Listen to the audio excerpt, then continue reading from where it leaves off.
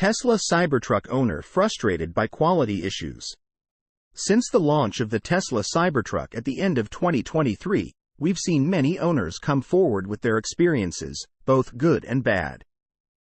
Buying the first model year of a new vehicle can be risky since many issues are not caught until the vehicle is in the hands of actual owners. By necessity, early adopters must be pretty open-minded and accepting of the issues they encounter. But YouTuber Cobra told Ya is one owner who has been overwhelmed by the quality issues with his Cybertruck. This is especially frustrating for him, after anticipating his self-described dream vehicle for so long. He was excited enough that he flew his whole family up to San Jose, California so that he could take delivery a month earlier than planned. Now, just a month into that ownership, he has been subject to an unending barrage of issues. They began on day one, where after taking delivery, he noticed that the vehicle's frunk seemed sunken in and not aligned properly. Initially, this didn't faze him too much. He could have left the truck there on delivery day but chose to drive it home as is and schedule a service appointment for a later date. On that drive home, he noticed that there also seemed to be a distracting visual defect in his windshield right in his line of sight. So he added this to his service request as well. It took some time before all the necessary parts came in, but these problems were fixed to his satisfaction. Of course, this is not the end of the story. Strange creaking noises were coming from the center console. The tailgate buttons would occasionally be unresponsive. The gear selector, which for some reason is located on the windshield, popped out of its installed position and began rattling around. Before long, it had completely come loose and was dangling from the roof of the vehicle. Next up, the recall was also announced.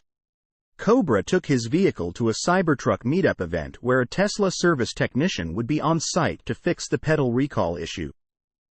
After the technician had finished fixing his pedal, he soon realized that this fix was done incorrectly. In fact, the installer could not have possibly done a worse job. When he informed Tesla of this botched recall, they said they would get him a new appointment set up quickly. And wouldn't you know it? Now the tailgate will not respond to either the touchscreen or bed control panel controls.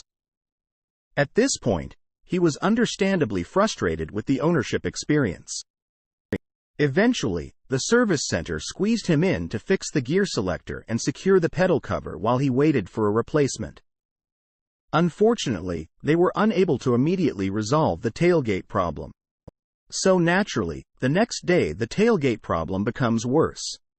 One afternoon, the tailgate opened unexpectedly and would not return to the closed position. So now, instead of being unable to open the tailgate, he was unable to close it.